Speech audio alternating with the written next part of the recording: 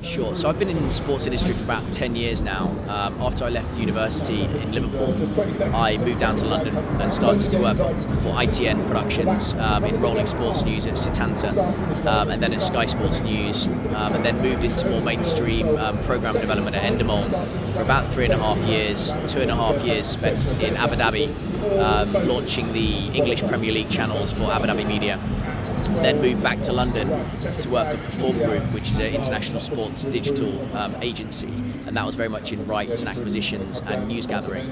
And then about 2.5 years ago, I had the call from Formula E to come and lead their media strategy, and that's what I'm currently doing for Formula E at the moment.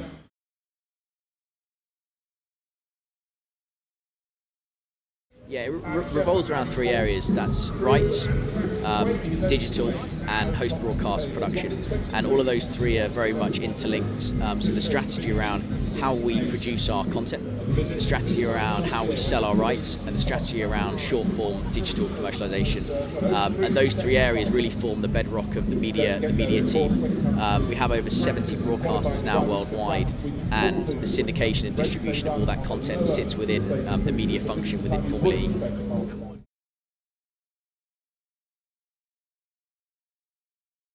I think it's all around early work experience at a variety of different companies around the world or in the UK. I think before you get into your first real job, you need to have a good experience across rights, so across production and across digital now, and social media is very, very important.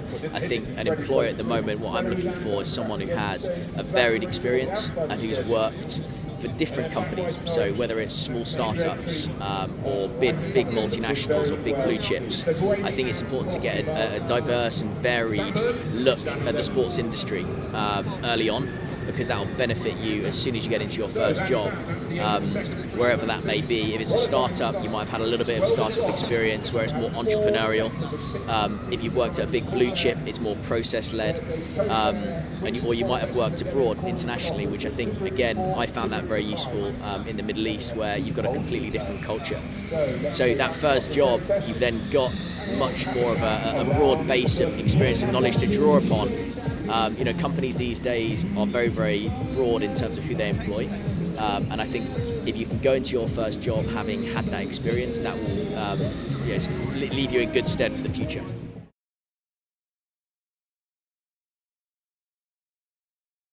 I think it's gone very well. I mean, I think we've definitely provided a different type of proposition to other traditional motorsport in the market at the moment. We've had to start from the very, very, very beginning. So that's given us a good opportunity to be different from the very, very outset. So I think the TV proposition isn't just a straight up live product on a weekend. It's the whole piece around fan boost, around technology, innovation, but ultimately having competitive drivers and competitive city centre street circuits is the bedrock of what we do.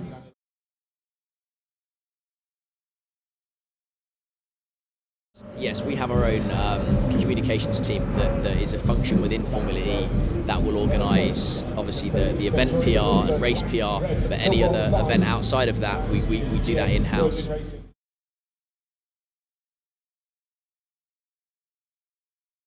Well, I think the strategy is very, very diverse from most other sports, and it's based upon technology and it's based upon engagement across mobile, and we've really focused in on that. So if you look at the Fan Boost product, that is all about being active online and active on mobile, so you can vote for your favourite driver, which then influences the outcome of the race. So that in itself is probably one of the most innovative products out there in sport media. So we've honed in on that, and that's a product we'll look to develop over time. It's quite controversial in places because the traditional motorsport fan maybe doesn't enjoy it so much, but we believe that we're hitting a completely new audience, and that's what we focused in on. So everything from the app to the website to all of our broadcast partners, we encourage them to be innovative across new media platforms.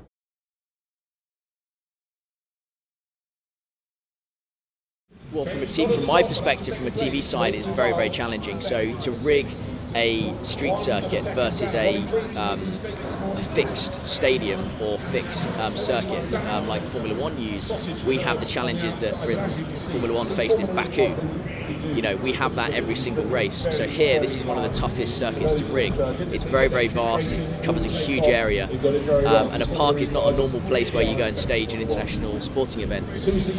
So we have a very experienced team of producers and riggers and camera professionals who have done this their whole lives.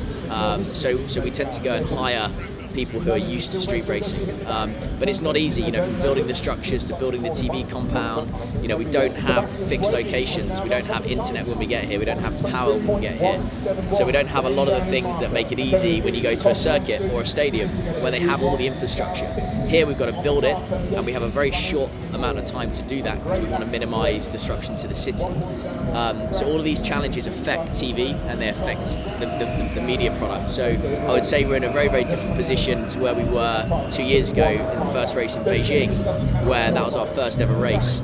Now it's more of a plug-and-play solution, where we know what to expect when we get to the circuits. So this is the second time we've been at Battersea Park, so it's slightly easier than last year.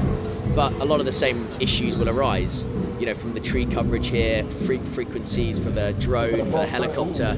It's a hard race to cover, but that's where we feel we're distinctive, in that the coverage is different to a circuit. We have tight circuits, it's narrow, the drivers have to be very, very accurate. If they're not, they hit the wall and they're out of the race. So that's how we feel we can be different. But also the city centre street racing is in our DNA. That's where we want to race.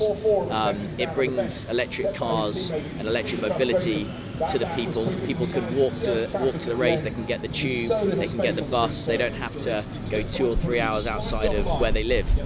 And it's cheap and affordable and accessible. And I think accessibility and participation are two of our core values, which we have probably over other motorsports.